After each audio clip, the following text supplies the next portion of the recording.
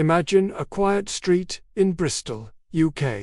The year is 1997. The lampposts cast long, eerie shadows down the empty cobblestones, and a faint mist hangs in the air, muffling the sounds of the city. In the heart of this stillness stands a single, iconic, red phone booth, a relic from a bygone era. For weeks, the residents of this sleepy neighborhood have been whispering about it. It's become a local legend, a source of both fear and fascination. Why? Because every single night, at precisely 12:03 a.m., the phone inside that booth begins to ring. It's not a gentle chime. It's a shrill, insistent, desperate sound that cuts through the silence of the night like a knife. It rings and rings, unanswered, for exactly 1 minute before falling silent again. People have gathered, watching from their windows or from the safety of the opposite side of the street. They've seen the phone ringing, its internal light flickering with each pulse of sound, but there's never anyone on the other end. The small, digital display, a modern addition to the old booth, remains stubbornly blank. No number, no caller ID, just an incoming call from nowhere. The local kids dared each other to answer it. The older folks warned them against it, spinning tales of old spirits and restless souls. Who would be calling a forgotten phone booth in the middle of the night? And more importantly, what could they possibly want? The police were called a few times, but they dismissed it as a prank, a clever wiring job by some bored teenagers. They'd check it out, find nothing amiss, and leave, shaking their heads. But the ringing never stopped. Night after night, 12:03 a.m., the ghost call would arrive, a punctual and terrifying mystery. One night, on October 8th, a young university student named Alex decided he'd had enough. Fueled by a mix of skepticism and bravado, he told his friends he was going to end the mystery once and for all. As midnight approached, a small, hushed crowd gathered at a safe distance. The air was thick with anticipation. Alex, with his heart pounding in his chest, stood right in front of the booth, his breath fogging up the glass. He watched the second hand on his watch tick closer. 12:01, 12:02, and then it happened. At 12:03 a.m., the phone erupted with its familiar, jarring ring. The light inside the booth pulsed, illuminating Alex's pale, determined face. He took a deep breath, pulled the heavy glass door open, and stepped inside. The sound was deafening in the small, enclosed space. His hand trembled as he reached for the cold, black receiver. He lifted it to his ear. The ringing stopped. For a moment there was only silence.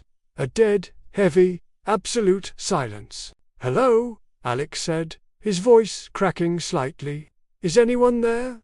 Nothing. Just the faint, static hum of an open line. He was about to hang up, to declare it all a stupid prank, when a sound trickled through the receiver. It was a whisper, a faint, raspy whisper, so quiet he had to press the phone hard against his ear to make it out. The voice was familiar, unsettlingly familiar.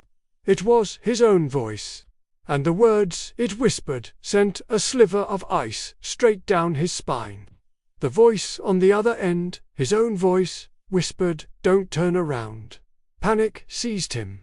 Every instinct screamed at him to spin around, to see who was behind him, who was watching him from the street. But the whisper held him frozen, a primal fear rooting him to the spot. He could feel a presence, a cold spot in the air just behind his back, right outside the glass panels of the booth. He didn't dare to look. His knuckles were white as he gripped the receiver. The whisper came again, a little louder this time, a little more insistent. "I said, don't turn around." Alex slammed the phone down, the plastic cracking under the force. He threw the booth door open and sprinted down the street without looking back, his heart hammering against his ribs as if trying to escape his chest. He didn't stop running until he was safely back in his brightly lit dorm room, the door locked and a chair wedged under the handle. The friends who had been watching from afar said they saw nothing. They just saw Alex answer the phone, stand there for a moment, and then bolt as if his life depended on it. The story spread like wildfire. The phone booth became a local horror icon. But no one ever dared to answer the call again. The ringing continued for a few more nights, a lonely, unanswered cry in the dark, and then it just stopped. For a while, things went back to normal. The story of Alex and the haunted phone booth became just that, a story. But the police, prodded by a local journalist who wouldn't let it go, finally decided to do a thorough investigation to put the rumors to rest for good.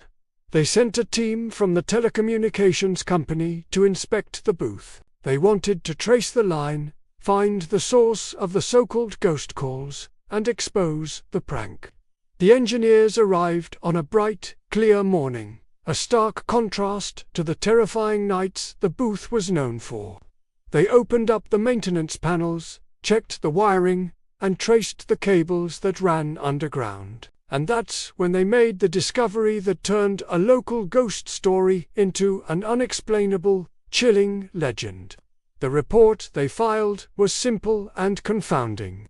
The phone line to that specific booth had been disconnected 10 years prior, in 1987. The booth had no power. Its wires were severed, corroded, and hadn't carried a signal in a decade. There was no physical, logical, or scientific way that the phone inside could have rung. It was impossible. Yet, dozens of people, including a police officer, had witnessed it. Alex had answered it. So, who was calling? Or perhaps the better question is, what was calling? The booth stood there, silent and inert, but its story echoed through the city. It was a reminder that some connections aren't made of copper wire and electricity. Some calls don't come from another city or another country. Some calls, it seems, never come from this world at all. Thank you so much for watching. What do you think happened that night?